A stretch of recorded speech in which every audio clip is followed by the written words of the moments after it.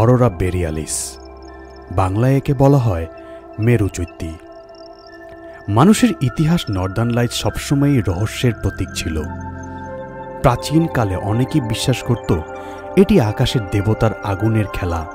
কেউ ভাবত যুদ্ধ করে মারা যাওয়া বীর সৈন্যদের আত্মা আকাশে আগুন জ্বেলে নতুন পথে যাত্রা করছে। সূর্য থেকে ছুটে আসা অদৃশ্য কণা, পৃথিবীর চৌম্বকীয় ক্ষেত্র আর বায়ুমণ্ডলে গ্যাস মিলে সৃষ্টি করে আকাশের এই রঙিন নাচ। প্রতিবার যখন সূর্য ঝড় ওঠে আর সেই কণাগুলো পৃথিবীতে এসে পৌঁছায়, তখনই আমাদের চোখের সামনে তৈরি হয় এই স্বর্গীয় দৃশ্য। আজকের এই ভিডিওটিতে আমরা জানব নর্দার্ন লাইটস আসলে কি, কেন এটি ঘটে, আর কিভাবে এই আলো পৃথিবীর আকাশে নৃত্য করে। আমরা দেখব এর সৌন্দর্যের পিছনে কি বিজ্ঞান কাজ করে, আবার কিভাবে এই আলো কখনো মানব সভ্যতার জন্য আশীর্বাদ তো কখনো আতঙ্ক হয়ে উঠতে পারে। তাহলে তৈরি হয়ে যান এক অবিশ্বাস্য ভ্রমণের জন্য, যেখানে আকাশের পর্দায় উন্মোচিত হবে মহাজগতের রঙিন রহস্য। এই ভিডিওর শেষে হয়তো আপনিও বলবেন, এ যেন শুধু আলো নয়, এটি মহাবিশ্বের এক নীরব গান।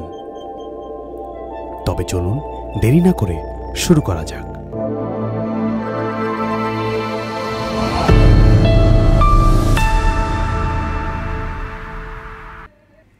নর্দার্ন লাইটস বা অরোরা বোরিয়ালিস হল মেরু অঞ্চলে আকাশে দেখা যায় এমন এক ধরনের আলোর প্রদর্শনী, যা রাতের আকাশে নৃত্য করে, হালকা ঝাঁকুনি খায় ও কখনো কখনো ঝরঝরে গর্ভে ঝলমল করে ওঠে।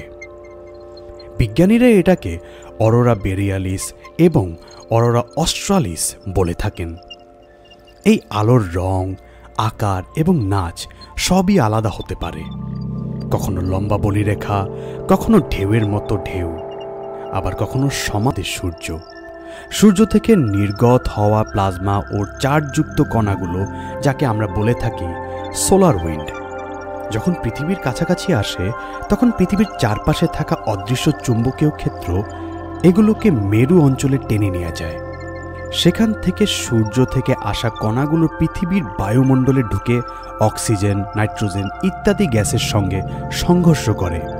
এই সংঘর্ষে গ্যাস অণুগুলো উত্তেজিত হয়ে আলোক নির্গত করে, আর আমরা যা দেখি সেটাই অরোরা। আলোকের বিভিন্ন রং আসলে নির্ভর করে কোন ধরনের গ্যাস ও কোন ধরনের উচ্চতায় বিক্রিয়া ঘটে তার উপর। উদাহরণ, বাতাসে থাকা অক্সিজেন যদি উচ্চতায় প্রায় 110 কিলোমিটার উপরে উত্তেজিত হয়, তখন আমরা সবুজ রং দেখতে পাই। এটা সবচেয়ে সাধারণ। আর লাল রং দেখা যায় উচ্চতায় যখন অক্সিজেন আরও উপরে থাকে।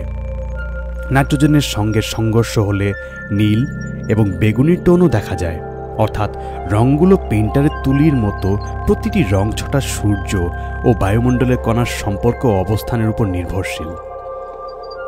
প্রক্রিয়াটি মোটেও কোনো জাদু নয়, এটি ভৌত বিজ্ঞানের অনবদ্য খেলা। সূর্যের মাথায় থাকা বিশাল তাপ ও চাপে মাঝে মাঝে সূর্য বিকিরণ বা সোলার স্টর্ম তৈরি হয়। প্লাজমা ও চার্জ কণা বিশাল গতিতে ছুটে আসে, ঘন্টায় কয়েক মিলিয়ন কিলোমিটার পর্যন্ত।